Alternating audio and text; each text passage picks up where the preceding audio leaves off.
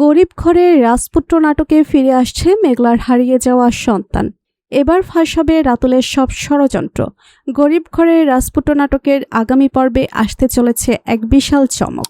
অবশেষে মেঘলা ফিরে পাবে তার হারিয়ে যাওয়া সন্তান।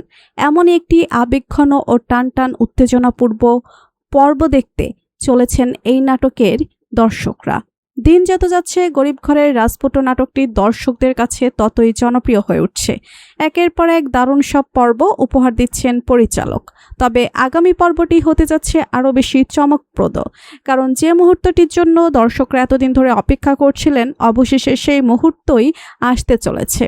দীর্ঘদিন ধরেই সবাই চাইছিল অনিক ও মেঘলা যেন জানতে পারে তাদের সন্তান আসলে জীবিত, আর সেই সন্তানকে নিয়ে তারা যেন আবার নতুন করে সুখের সংসার শুরু করতে পারে।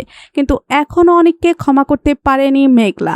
অনিক যতবার তার কাছে ফিরে আসার চেষ্টা করে ততবারই মেঘলা তাকে দূরে সরিয়ে দেয়, কারণ অনিককে দেখলেই তার মনে পড়ে যায় হারিয়ে যাওয়া সন্তানের কথা। মেঘলার বিশ্বাস তার সন্তানের মৃত্যুর পেছনে অনেকেরই হাত রয়েছে। এই ভুল বোঝাবুঝির কারণে দুজনেই ভীষণ কষ্টে দিন কাটাচ্ছে। এদিকে একদিন রাস্তা দিয়ে যাওয়ার সময় হঠাৎ একটি শিশুর কান্নার শব্দ শুনতে পায় অনিক। শিশুটিকে কোলে নেওয়ার পর সে অবাক হয়ে যায়, কারণ বাচ্চাটির চেহারায় যেন নিজেরই ছায়া দেখতে পায় সে।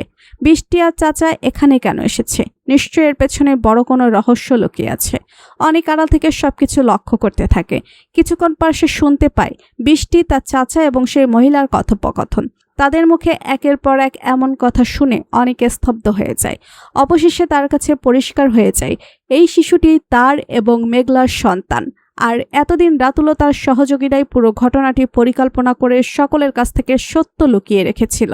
এরপর আর এক মুহূর্ত দেরি করে না অনেক। সে সঙ্গে সঙ্গে মেঘলাকে ফোন করে সব সত্য জানিয়ে দেয়। এরপর মেঘলা পুলিশ নিয়ে সেই বাড়িতে পৌঁছে যায়। হ্যাঁ বন্ধুরা, এমনই আবেগ, রহস্য আর চমকে ভরপুর একটি পর্ব দেখতে চলেছেন আপনারা গরিব ঘরের রাজপুত্র নাটকের আগামী এপিসোডে।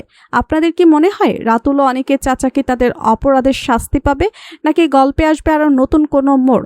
আপনার মতামত লিখে জানিয়ে দিন কমেন্ট করে। পরবর্তী আপডেট সবার আগে পেতে সাবস্ক্রাইব করুন আমাদের চ্যানেলটি। ধন্যবাদ।